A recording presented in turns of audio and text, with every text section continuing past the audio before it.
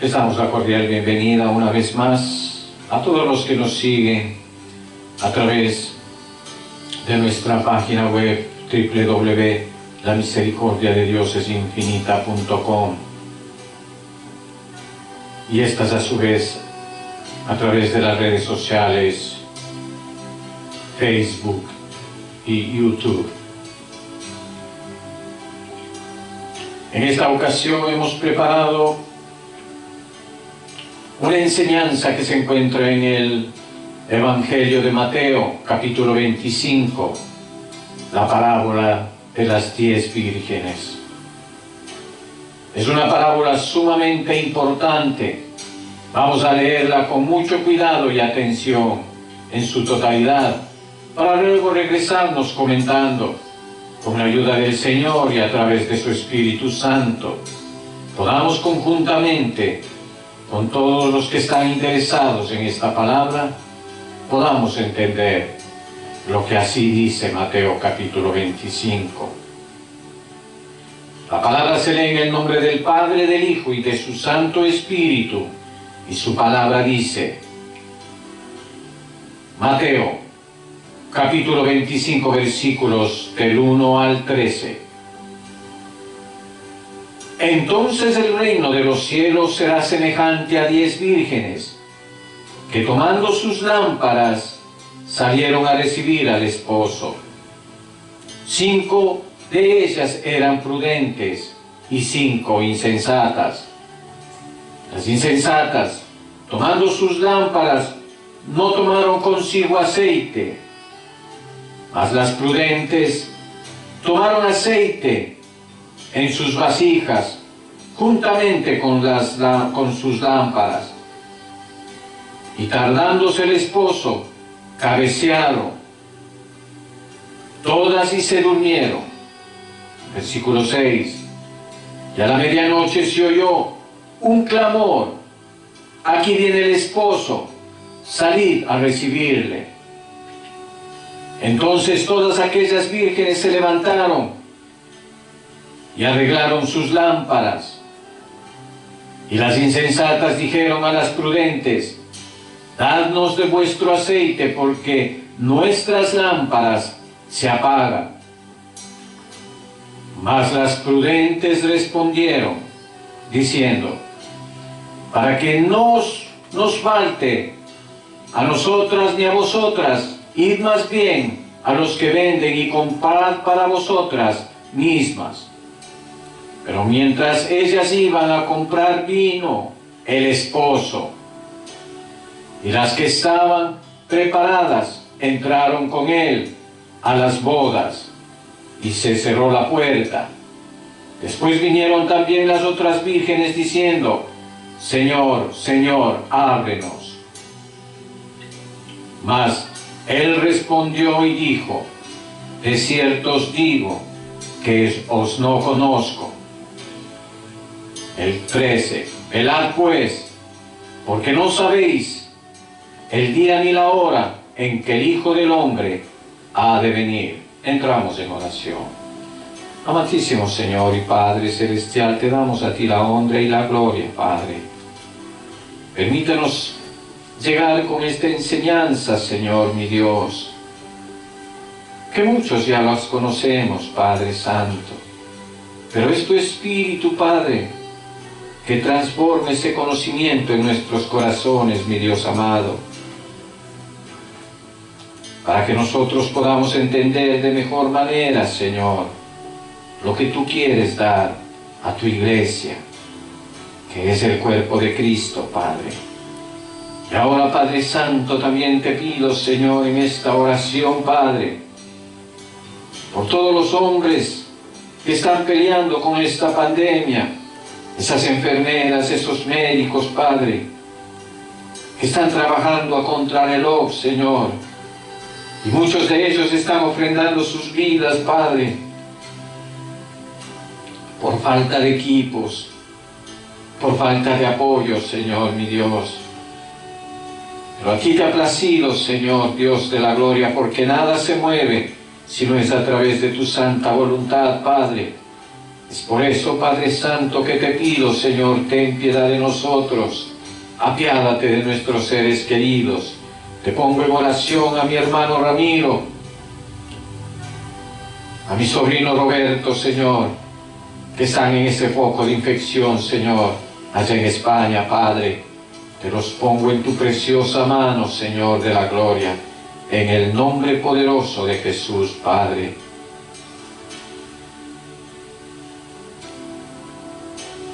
Te ruego por cada uno de nosotros, Señor. Amado Señor, ten piedad de cada uno de nosotros. Amén, Señor, amén. Queridos hermanos, esta palabra comienza allí, en el capítulo 25 de Mateo, en el primer versículo de Mateo, con la palabra, hermanos, entonces. Esta palabra entonces quiere decir que no está sola. Nos muestra que la parábola de las 10 vírgenes está comenzada con un contexto más amplio. Y la palabra entonces nos es una seña, nos obliga a interpretar esta palabra dentro del contexto entonces. Quiere decir que esta parábola es la continuación de lo que acababa de decir, cosas que viene diciendo el Señor a todo lo largo del capítulo 24. Es en el contexto de los acontecimientos de los últimos tiempos desde el punto de vista sinóptico. ¿Por qué lo digo? El último tiempo desde el punto de vista sinóptico. Porque es como un pequeño apocalipsis sinóptico. ¿Por qué sinóptico? Porque está en los evangelios sinópticos. En este caso, el de Mateo. ¿No? En este contexto está la parábola de las 10 vírgenes. Cuando le preguntan los discípulos, la crema innata de la iglesia, le empiezan a preguntar, a cuestionar a nuestro Señor: ¿cuándo serán estas cosas? Eso de que quedará piedra sobre el templo de Jerusalén. ¿Y cuándo será que Jerusalén será rodeada de ejércitos? Y serán llevados cautivos a todas las naciones. Empiezan a preguntarle qué es de la abominación desoladora que será puesta. Todo en ese contexto, queridos hermanos, se da esta parábola de las 10 vírgenes. La venida del Señor, las cosas inmediatamente anteriores a la venida del Señor. Ese es el contexto en el cual Él habla esta parábola. Por esta razón no debemos interpretar la parábola como si no hubiese leído todo el capítulo 24. Es necesario que nosotros, antes de entender esta parábola, leamos el capítulo 24. A veces se aísla la parábola y se interpreta sola. Entonces se ubican unas cosas fuera del contexto. Pero la palabra entonces nos ayuda, porque en el capítulo 24 encontramos por lo menos 4 entonces que vinculan a este entonces cuando empieza esta parábola en el versículo 1 del capítulo 25. Entonces el reino de los cielos será semejante. Aquí la parábola de las 10 vírgenes es una parábola acerca del reino de los cielos. La parábola no es una parábola acerca del arrebatamiento solamente. El tema de la parábola es del reino de los cielos, hermanos. Por lo tanto, así es como tenemos que ubicar esta parábola en el contexto de los acontecimientos de los últimos tiempos.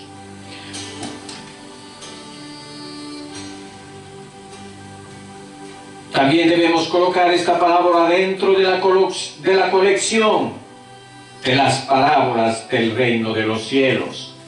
Quiera el Señor que podamos llevarles a cada uno de ustedes todas las parábolas que están en este contexto, el reino de los cielos, porque Él compara el reino de los cielos con diferentes parábolas. Hoy en esta ocasión le estamos hablando de las 10 vírgenes. Cada parábola del reino de los cielos nos presenta un aspecto del reino de los cielos. Cuando tenemos todas ellas juntas, nos damos cuenta de que la expresión el reino de los cielos se refiere a 2 capítulos principales del reino de Dios. Lo que tiene que ver con la historia de la iglesia desde la primera venida de Cristo y lo que tiene que ver con la segunda venida de Cristo y la entronización del Señor en el milenio. O sea, la historia de la iglesia y la historia del milenio enmarcadas entre la primera y después de la segunda venida de Cristo. La iglesia entre la primera y la segunda, el milenio, y a partir de la segunda venida. Eso es lo que en el contexto de la colección de las parábolas del reino de los cielos se habla. Por lo tanto, también debemos tener en cuenta cuando el Señor dice el reino de los cielos será semejante. Tenemos que recordar que ella dijo eso también en otras ocasiones. Y que lo dijo con otras parábolas. Por esta razón, a esas otras parábolas tenemos que tenerlas también en cuenta para interpretar esta. No podemos interpretar la parábola de las vírgenes fuera del contexto de los acontecimientos de los últimos tiempos sinópticos, ni fuera del contexto de la colección de las parábolas del reino de los cielos. Y todo esto es para tener un mejor entendimiento acerca del reino de los cielos. No hay que interpretar aisladamente, sino interpretar teniendo en cuenta el contexto inmediato y el contexto mediato. El contexto inmediato, hermanos, es el de los acontecimientos de los últimos tiempos sinópticos, porque estoy hablando del Evangelio. El contexto mediato es la colección de las parábolas de los reinos. Entonces, las parábolas del reino de los cielos nos hablan de lo que acontece en la historia de la iglesia y lo que acontecerá en el milenio. Por lo tanto, cuando Él habla de las bodas, algunas veces nosotros al asociar las bodas las pensamos como en un momento demasiado corto, sin tener en cuenta que aquí Él está comparando las bodas con el reino de los cielos. El reino de los cielos, todo el reino será semejante a las 10 vírgenes. No está hablando solamente de un momento del arrebatamiento, hermanos. Está hablando del reino de los cielos. Esta semejanza no habla solo de un momento, sino que habla de todo el contexto, que es mucho más amplio, hermanos. Dice así entonces, hermanos: el reino de los cielos será semejante a las 10 vírgenes, que tomando sus lámparas salieron a recibir al esposo. Las 10 eran vírgenes, las 10 eran creyentes, las 10 tenían aceite en sus lámparas. Por lo tanto, eran personas renacidas, eran personas regeneradas. Las 10 tenían la expectativa de la segunda venida de Cristo, porque las 10 salieron a recibir al esposo. O sea, ellas tomaron una decisión de vivir teniendo en cuenta la venida del Señor. Solo que la venida del Señor parece retardarse. Entonces algo comenzó a suceder con estos creyentes que habían salido a recibir al esposo. Aquí no hay personas incrédulas. Aquí no hay personas eternamente perdidas. Aquí se trata con el número 10, que es el número de la universalidad, hermanos.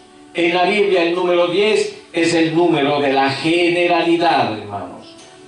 Aquí el Señor está representando con estas 10 vírgenes a la generalidad de los hijos de Dios, de las iglesias, de las personas creyentes. La lámpara, vamos a leerlo pues, a veces lo que decimos rápido, hermanos.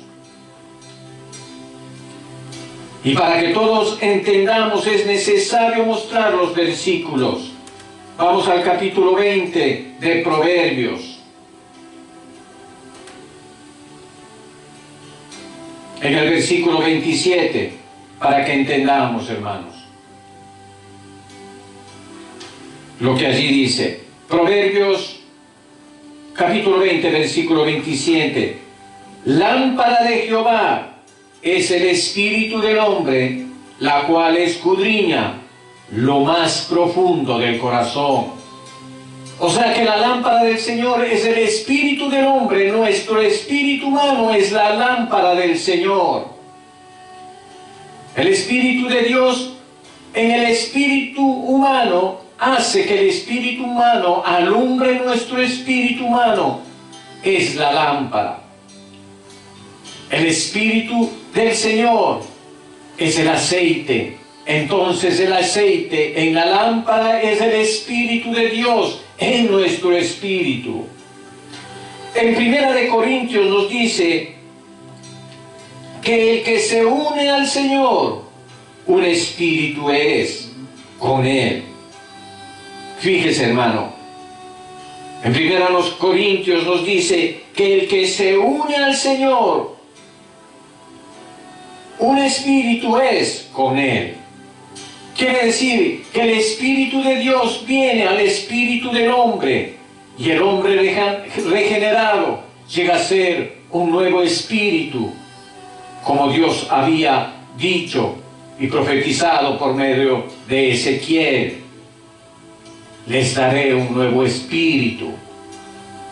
Antes de recibir al Señor, nuestro espíritu estaba muerto. Se dice que estábamos muertos en delitos y pecados, pero que Él nos dio vida cuando creíamos en el Señor por la fe en el Espíritu del Señor. Entró en nuestro espíritu y nos regeneró. Por lo tanto, todas las 10 vírgenes tienen lámpara, porque todos los seres humanos tienen espíritu. Y todos los creyentes tienen espíritu humano, con minúscula, hermanos.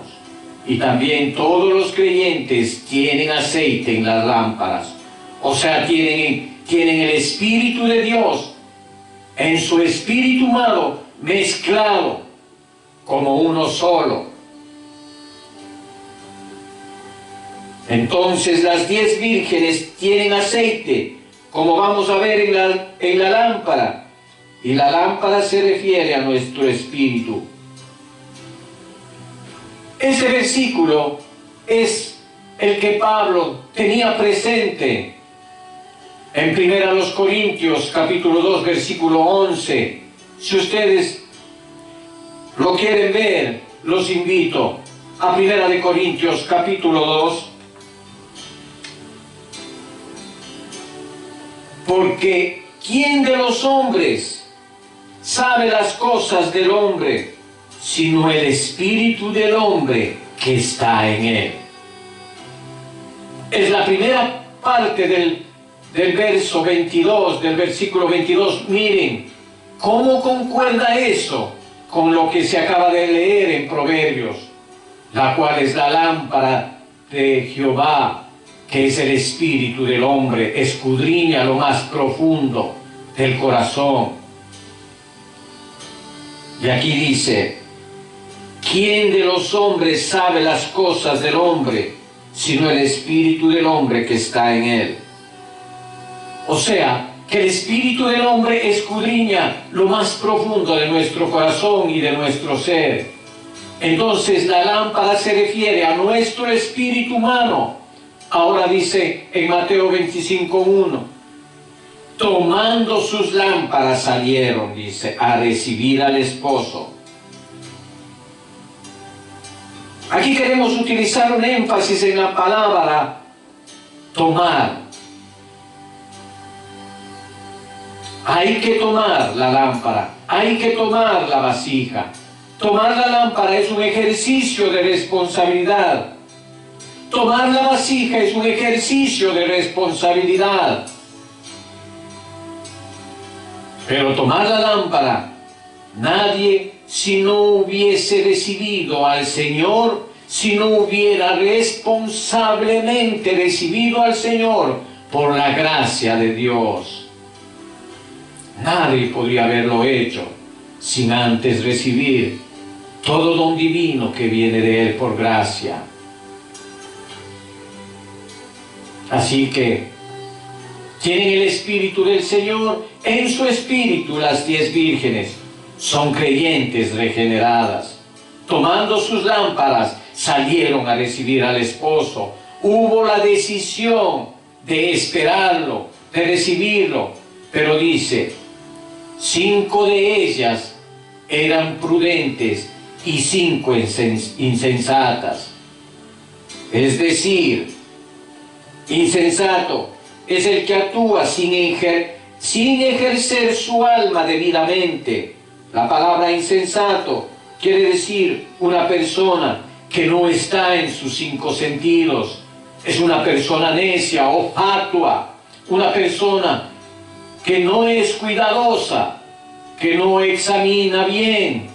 Y eso es lo que vamos a ver. El problema de las vírgenes fatuas era un problema de su alma,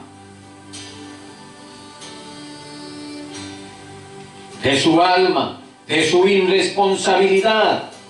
La palabra insensato se relaciona con la palabra irresponsable. Entonces aquí dice que la mitad de ellas eran prudentes y la mitad eran insensatas.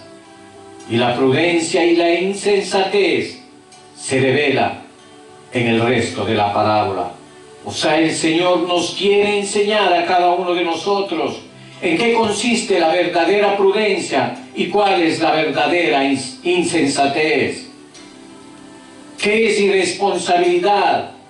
Entonces dice en el verso 5, tardándose el esposo, aquí ya comienza a introducir la prueba del tiempo. 2 veces con mucha claridad aparece la prueba del tiempo en esta parábola. Aquí acaba de decir, tardándose el esposo. Mire cómo ya entra el tiempo. Y después, las que tardaron fueron ellas. También aparece la prueba del tiempo. Primero, Él se tardó para darle tiempo a ellas. Entonces, la tardanza de Él, dice el apóstol Pedro, es para arrepentimiento. Ustedes recuerdan lo que dice en 2 de Pedro. Hay que interpretar esta tardanza del esposo según lo que dice la 2 de Pedro en el capítulo 3. Dice en el verso 9, el Señor no retardará su promesa, según algunos la tienen por tardanza, sino que es paciente para con nosotros, no queriendo que ninguno perezca, sino que todos procedan al arrepentimiento. Gloria a Dios, aleluya. Mire este versículo 9 en la 2 de Pedro, capítulo 3, hermanos. El Señor en todo tiempo nos está dando esa apertura para proceder al arrepentimiento. Entonces, lo que uno interpreta como tardanza es la paciencia del Señor, es la misericordia del Señor, dándonos tiempo para el arrepentimiento, para que no perezcamos. No es tardanza, es paciencia y misericordia. Pero la prueba del tiempo es una prueba seria, hermanos. Uno puede estar avivado por 3 años, quizás el tiempo de avivamiento, pero cuando pasa la montaña y comienza la bajada y entra en el valle por otro tiempo y empezamos a caminar en desiertos, ahí es cuando nos dice en nuestro espíritu, empezamos a divagar. Y ahora, ¿qué voy a hacer? ¿Qué voy a hacer? ¿Voy a seguir vivo? ¿Voy a seguir en el Espíritu? ¿Voy a seguir sirviendo al Señor? Porque la prueba del tiempo es una prueba seria. Muchos de nosotros empezamos con ese primer amor y lo vamos perdiendo y lo vamos rescatando, lo perdemos y seguimos. Pero a través del tiempo nosotros tenemos esa prueba, hermanos, de caer en flojera y al mismo tiempo de levantarnos en el Espíritu. Pasaron 1 mes, 2 meses, 1 año, 2, 3. Cuando se estudia la historia de los avivamientos, hermanos, generalmente los avivamientos duran a veces máximo 3 años. Y los otros tiempos que no son de avivamiento, también tiene fieles, pero fieles en circunstancias más difíciles, hermanos. Porque ser fieles en tiempos de avivamiento es más fácil que ser fieles en tiempos normales. ¿Por qué? Porque no hay ese incentivo del avivamiento, hermanos. Porque lo normal no es el avivamiento, sino es una gracia divina por el pago de esos varones que han llevado a los creyentes a ciertos avivamientos en la historia de la iglesia cristiana. Pero eso no es normal. Lo normal es ser probados a lo largo del tiempo. Se dice de Israel que estaba fastidiado por el largo tiempo. Entonces, volviendo al verso 5, dice: y tardándose el esposo cabecearon todas, y aquí no dice que no cabecearon las prudentes, todas cabecearon y se durmieron, hermanos. Como ellas están representando a los creyentes de la iglesia, aquí esta frase es bastante difícil de interpretar. ¿Qué significa este dormir? Creo yo, como muchos teólogos, que no podemos interpretar este dormir sin el contexto general de la palabra, sin el contexto de los acontecimientos de los últimos tiempos sinópticos, o lo que es lo mismo, como ya les había dicho antes, en este Apocalipsis pequeño que presenta Mateo capítulo 24.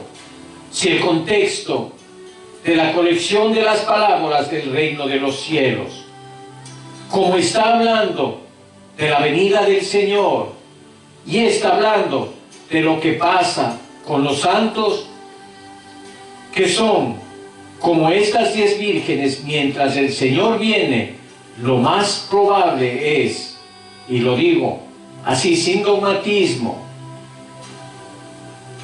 que esto no sea lo absoluto. Lo más probable es que este cabecear y dormir general se refiera a la muerte física. Porque entre la primera venida y la segunda venida del Señor, la mayoría de los creyentes murieron sin que el Señor todavía viniera. Solamente una pequeña minoría fue reservada para el fin. Quiera Dios que nosotros estemos en esta minoría reservada. Pero en lo general llevamos 21 siglos de cristianos que han muerto en el Señor. Pero ¿cómo murieron? ¿En qué situación entraron? ¿Por qué es importante saber esto? Que la resurrección primera tiene que ver con la clase de vida que se vivió. Para esto quiero llamar su atención a través de las Escrituras.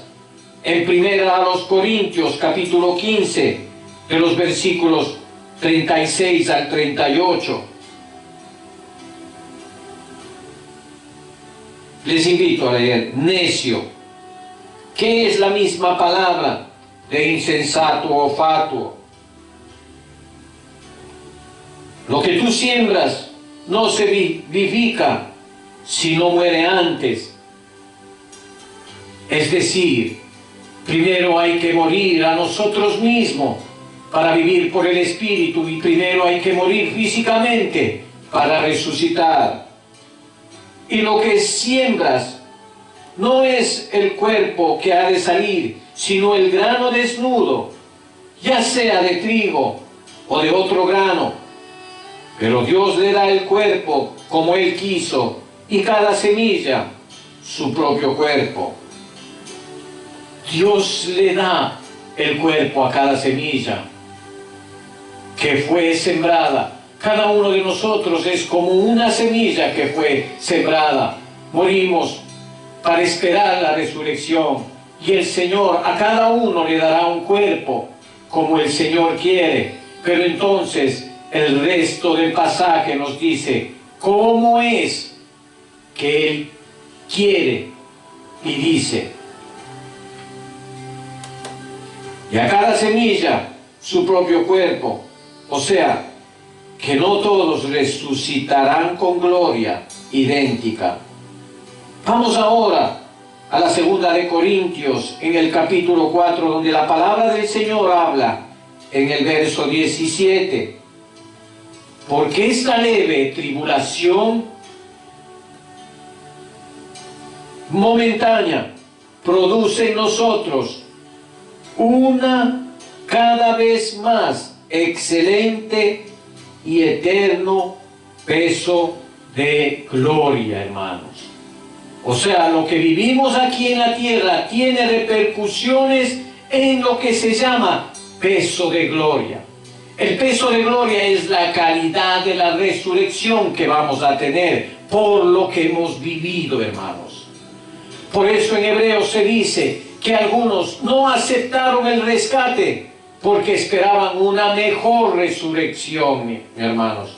O sea, que en la resurrección habrá como estrellas de diferente magnitud. No todos brillarán de la misma manera en la resurrección.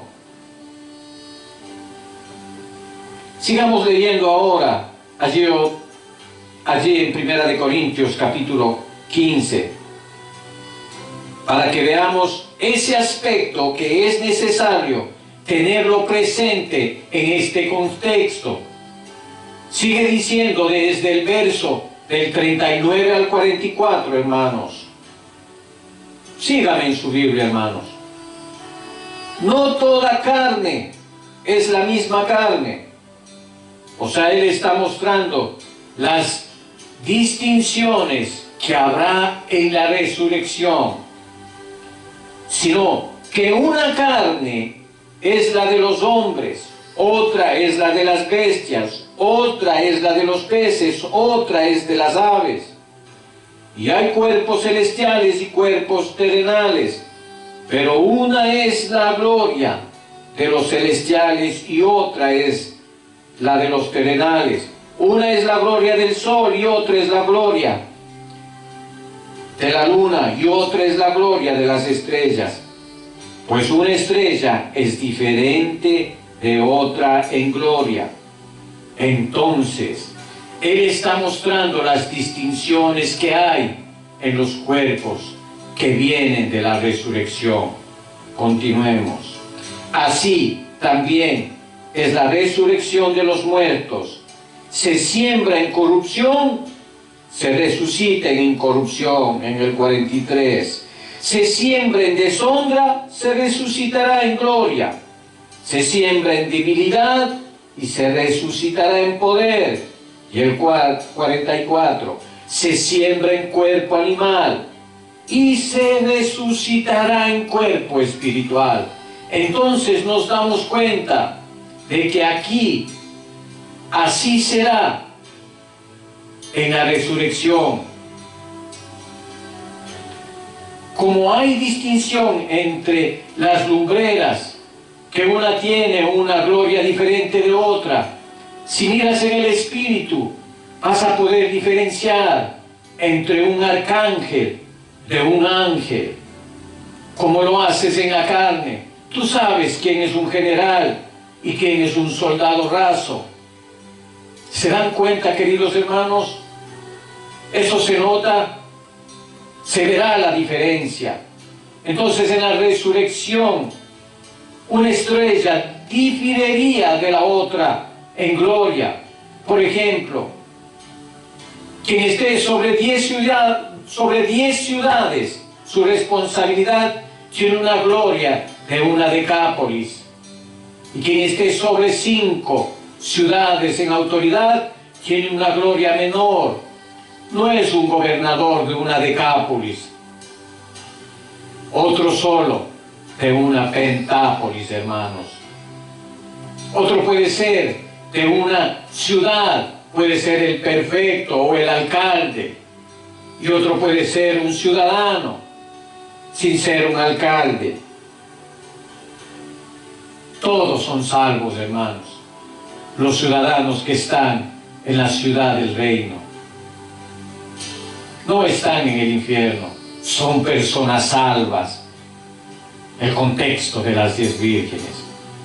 Pero hay salvos que solo son ciudadanos, y salvos que son alcaldes, y salvos que son gobernadores o reyes de una pentápolis, y salvos que son reyes de una decápolis. O sea, que algunos tienen mayor magnitud en gloria que otros. Por eso Pablo dice en 2 de Corintios 4:17, que la leve tribulación momentánea que sufrimos aquí producirá cada vez mayor peso de gloria. Por eso le repito, hermano, este versículo, para que entendamos de lo que estamos hablando. Quiere decir que en la resurrección habrá algo más que se llama peso de gloria. Habrá algo que se llama magnitud de gloria. Tenemos que tener en cuenta el peso de gloria y la magnitud de la gloria en la resurrección. Y eso nos ayuda a entender un poco mejor esta parábola. Entonces, lo más probable es que este cabecear y dormir se refiere a la muerte. El dormir de la muerte física de estas personas. Pero dice la Escritura, bienaventurados los que mueren en Cristo, porque descansan de sus trabajos, porque sus obras con ellos siguen. Apocalipsis 14, versículo 13. Ellos están esperando, como el autor de Hebreos esperaba, una mejor resurrección. En Hebreos capítulo 11, versículo 35. Todo el mundo va a resucitar, incluso los perdidos. En la segunda resurrección van a resucitar. Pero ¿con qué gloria van a resucitar? Van a resucitar con vergüenza. Van a resucitar para ser juzgados en el cuerpo con que pecaron. En ese cuerpo entrarán en el lago de fuego. Así que todo mundo va a resucitar, incluso los perdidos. Pero aquí, de lo que se trata, no es solo de resucitar, sino de resucitar también con mayor peso de gloria. Y mayor magnitud de gloria. porque una estrella difiere de otra en gloria, así también será la resurrección de los muertos. Como lo dice en Mateo capítulo 20, versículo 23. Cuando la madre de los hijos de Zebedeo lo dijo y lo pidió: Señor, que en tu reino nosotros nos sentemos a tu derecha y a tu izquierda. Eso no es así, hermanos. Eso no es de esa manera que se decide. No hay palancas, amén.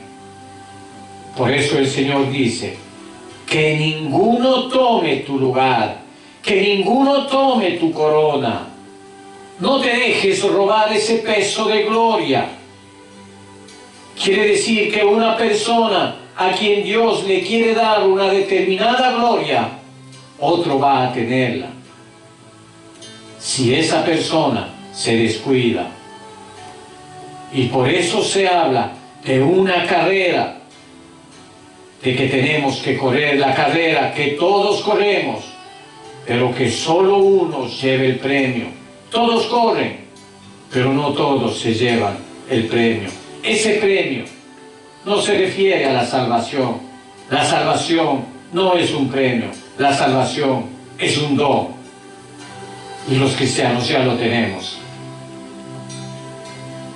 Pero para entre los salvos que corren, hay un galardón, hermanos, adicional a la salvación, el cual es su posición de más o menos gloria en el reino. Gloria, aleluya. Volvamos al capítulo 5, al capítulo 25 de Mateo, versículo 6. Y en la medianoche se oyó un clamor: aquí viene el esposo, salid a recibirle. Quiere decir que hay un momento en que cuando la venida del Señor esté cerca, todo mundo tiene que prepararse para recibirlo. Ya lo vimos anteriormente.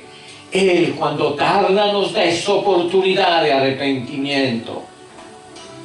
Y espero que todos estemos, cuando el Señor venga, arrepentidos de corazón.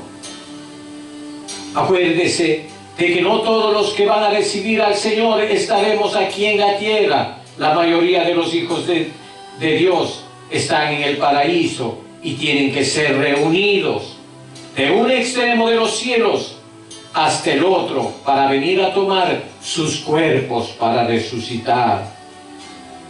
En Mateo 24, versículo 31, lo dice: porque el Señor traerá con él a los que durmieron en él. Los muertos en Cristo resucitarán primero, y luego nosotros seremos transformados y arrebatados juntamente con ellos. En Primera de Tesalonicenses capítulo 4, versículos 14 al 17. Pero para poder servir al Señor en el aire, ellos tienen que ser recogidos en los cielos, o sea, en el paraíso, en el tercer cielo. Segunda de Corintios, capítulo 12, versículos del 2 al 4.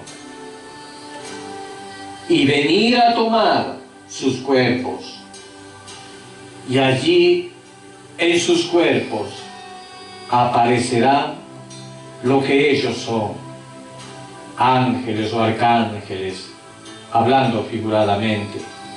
Ninguno es ángel, ninguno es arcángel. Lo que quiero decir es acerca del peso de gloria de ellos, que aparecerán en la resurrección. Que habrá personas que se sentirán como sus lámparas se apagan.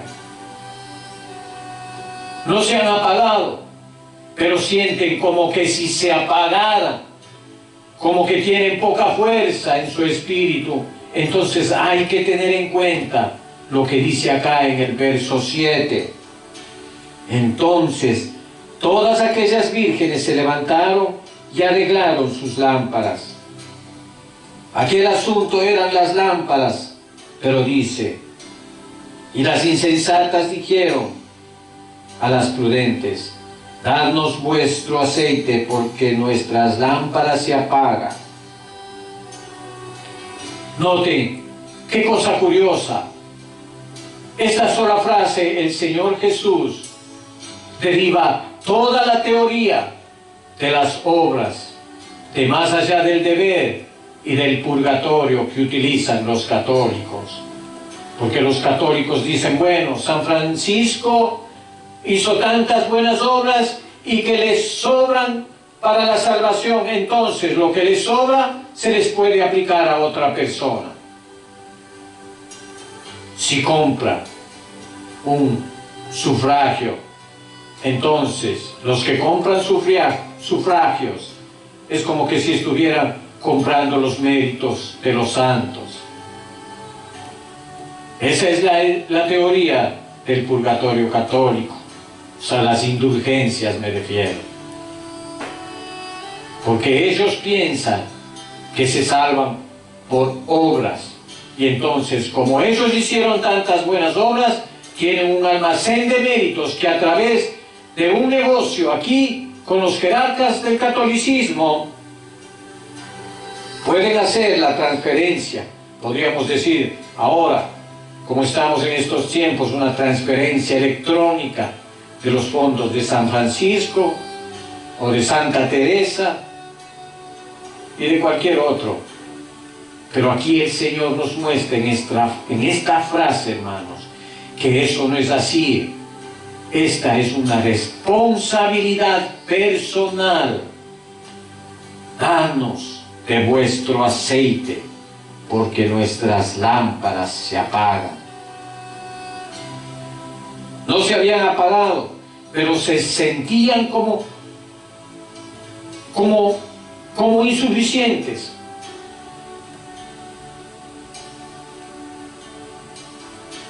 Como que no tenían fuerza, hermanos. No tenían la misma gloria que las prudentes. Ellas se daban cuenta de que aquellas tenían más aceite que estas. Entonces, por eso es necesario ver lo que dice en el verso 9.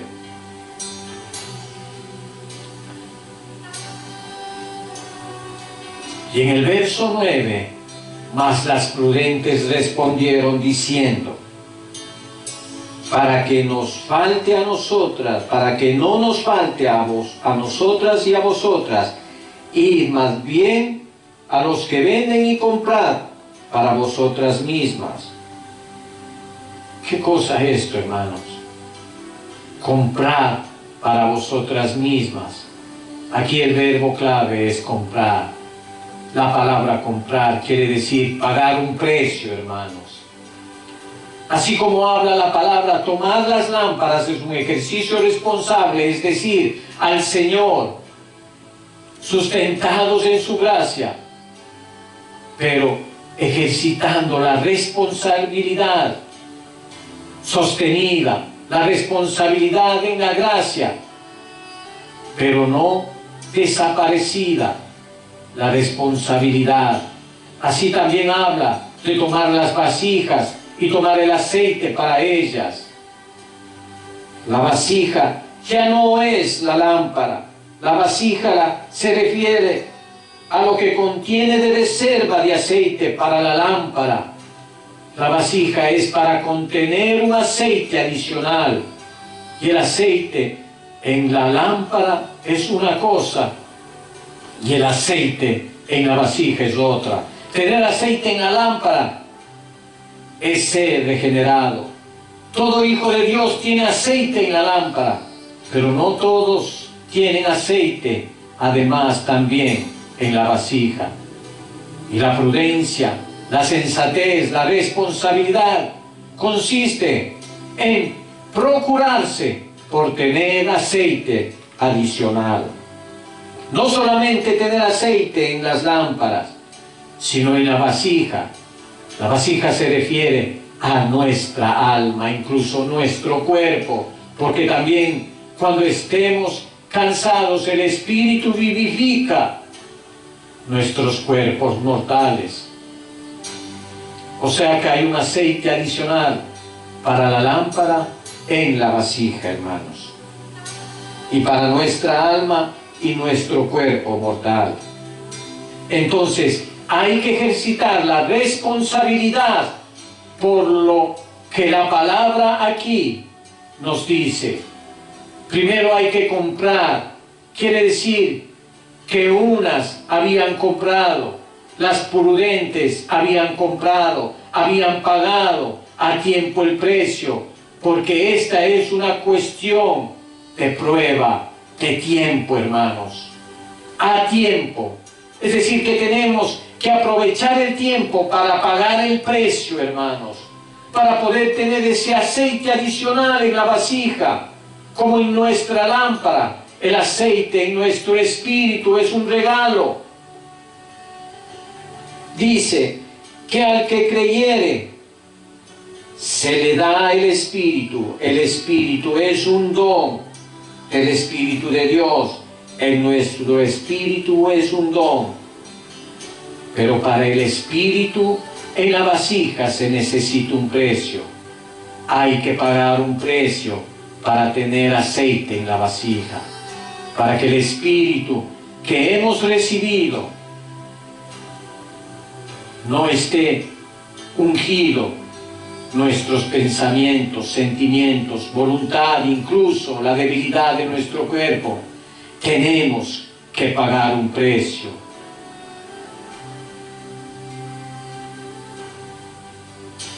Él ya nos dio el aceite, y el aceite es un regalo, es el don del Espíritu Santo en nuestro espíritu, que es la lámpara. Pero otra cosa es el aceite de la vasija, es en el alma, o sea, como está escrito, consigo mismas en nuestros pensamientos, etc. Una pregunta, hermanos, ¿será que nuestros pensamientos son todos ungidos? A veces nos detenemos en ciertos pensamientos o sentimientos y decisiones que no son aprobados por el Espíritu Santo y somos debilitados, hermanos. Y comenzamos a apagar el Espíritu porque la palabra nos hace a nosotros responsables. O sea, que apagamos el Espíritu o somos vivificados por Él. La palabra dice por Pablo: no apaguéis el Espíritu. No lo dice a nosotros. ¿Qué quiere decir? Que nosotros somos responsables de tomar decisiones o incluso de tomar una decisión tardía, de no decidir a tiempo y nos quedamos flacos, nos quedamos débiles, nos quedamos sin fuerza, nos quedamos sabiendo, pero no pudiendo, hermanos.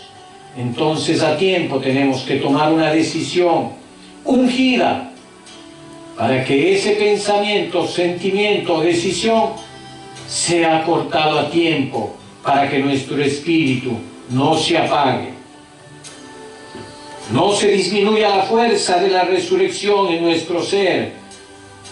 Por otra parte, dice el apóstol, fortaleceos. Se lo dice a nuestra alma, a nosotros mismos, fortaleceos en el Señor, en el poder de su fuerza. O sea, yo soy el responsable de que mi espíritu se apague o de que mi espíritu sea ferviente, hermanos.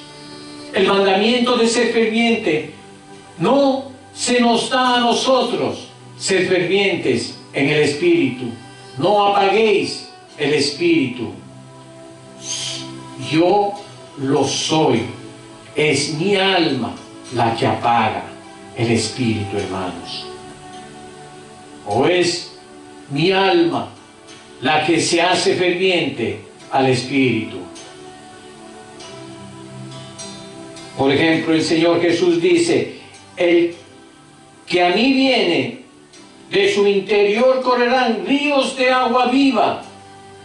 O sea, si yo vengo al Señor, esa es la manera de que yo haga ferviente mi espíritu y yo me fortalezca en el poder de su fuerza. No es solo que Él me va a fortalecer, es la responsabilidad de mi alma, y mi alma tiene que decidir estar sumergida en el espíritu. Mi alma tiene, hermano, quiero que entienda esta parte, nuestra alma es la que decide ser sumergida a través del Espíritu Santo. No importa cuán débil yo esté, pero si yo vengo al Señor, Él me dice, el que a mí viene, yo no lo echo fuera. Está cansado, venga a mí, yo lo haré descansar. El que a mí viene o en mí cree, de su interior correrán ríos de agua viva, hermano. Esa es la misericordia de Dios, su gracia. Y ese fluir del Espíritu pasa del Espíritu al alma, es decir, de la lámpara de la vasija, y luego se retroalimenta, hermanos. Si nos volvemos al Señor, si invocamos al Señor, si dependemos del Señor, si buscamos su perdón, su limpieza, su gracia, su fortalecimiento, Él lo va a hacer. Y entonces tendremos el aceite, no solo en el espíritu, sino también en la vasija. Porque la diferencia entre las prudentes y las insensatas es que las prudentes tienen también aceite en las vasijas y no solo en la lámpara.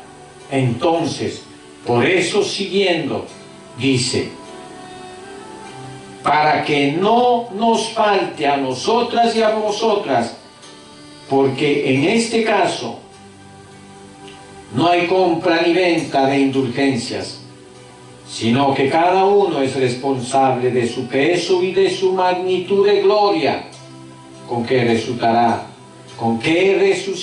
hermanos. ¿Se dan cuenta?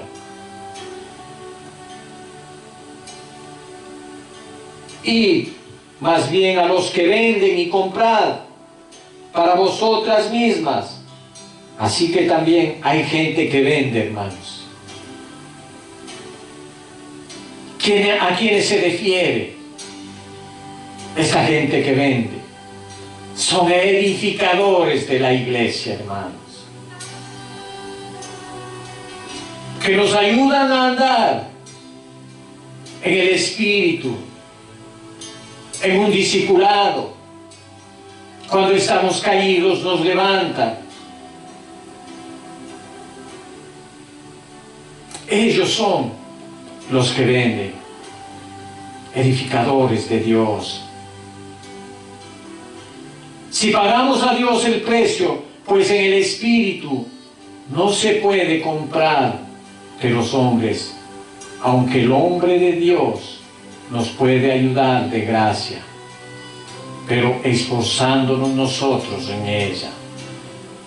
Después de que los edificadores nos ayudan a caminar en el Espíritu, es nuestra responsabilidad crecer en el Espíritu, es nuestra responsabilidad hacer crecer a nuestras iglesias, es nuestra responsabilidad tomar los cuernos con las manos y seguir adelante, sustentados por la gracia del Señor. El problema no es solo que ellas no fueron a comprar, sino también que ellas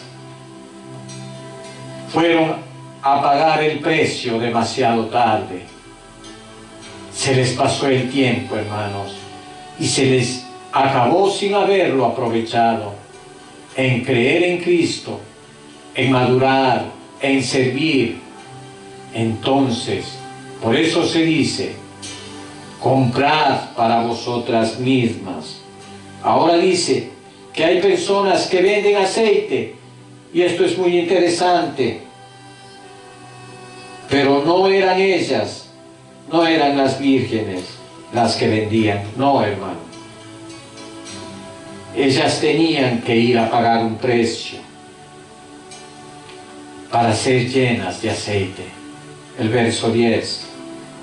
Pero mientras ahí está otra vez la prueba del tiempo, hermanos, ahí estuvo el problema. Fue el tiempo perdido, hermanos. Mientras ellas iban a comprar, vino el esposo. Y las que estaban preparadas entraron con él a las bodas y se cerró la puerta. O sea, hay que estar preparados para las bodas. Por eso dice en Apocalipsis 20 que se sentaron en tronos a juzgar los que recibieron la facultad de juzgar. Aquí nos estamos facultando en esta vida. Esta vida es la facultad que estamos viviendo. Nos estamos facultando para reinar con Cristo en el milenio.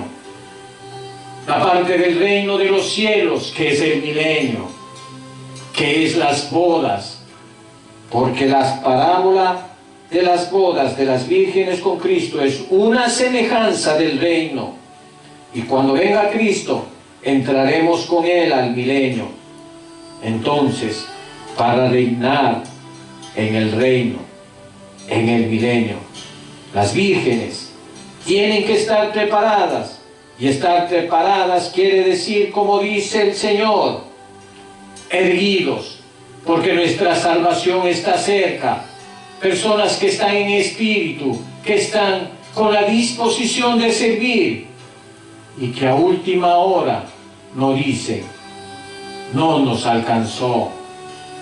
No se dice que las fatuas se perdieron eternamente. Aquí no habla de perdición. Aquí la palabra perdición eterna no aparece, hermanos. Pero sí aparece la exclusión del reino. O sea, fuiste separada del reino. ¿Por qué? Es lo que del cielo nuevo y la tierra nueva va a venir después del reino. Pero antes, Dios va a premiar o a corregir a sus hijos en el reino del milenio. Ya después será lo del cielo nuevo y la tierra nueva.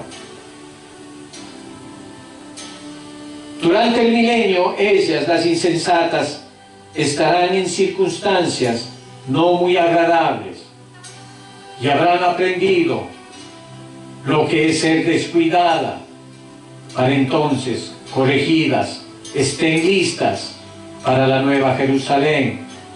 Pero no estuvieron listas, hermanos, para el milenio.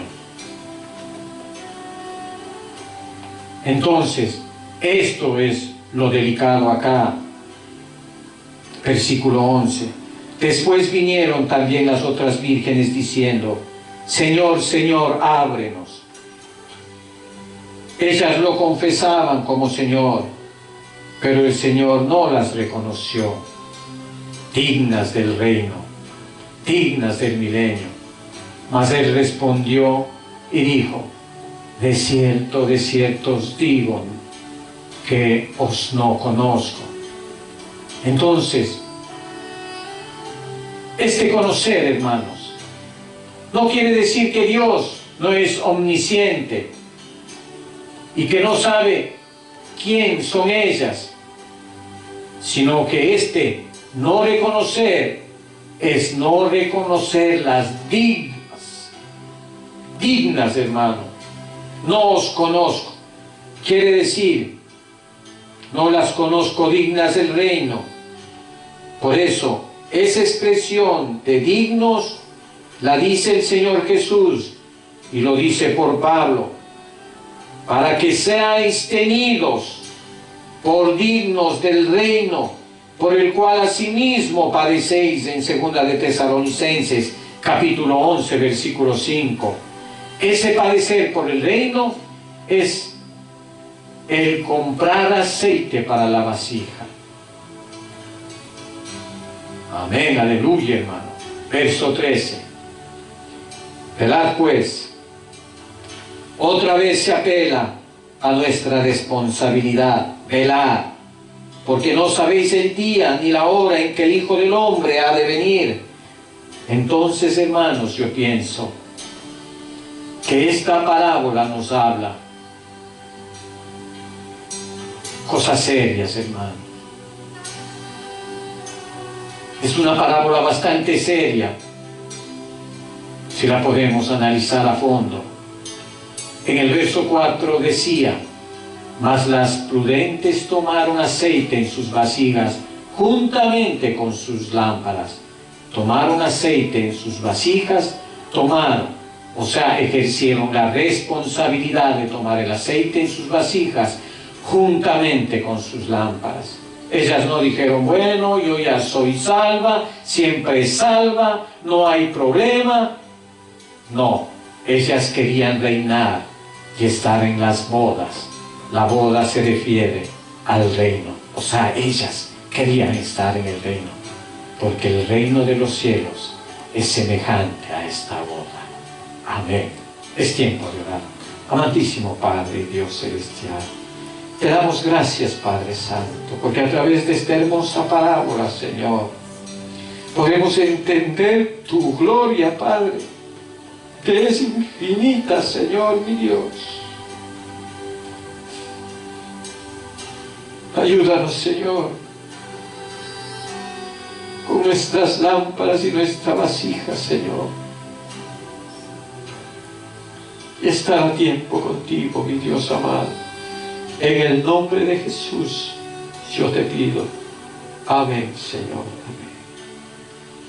Aleluya, Santo.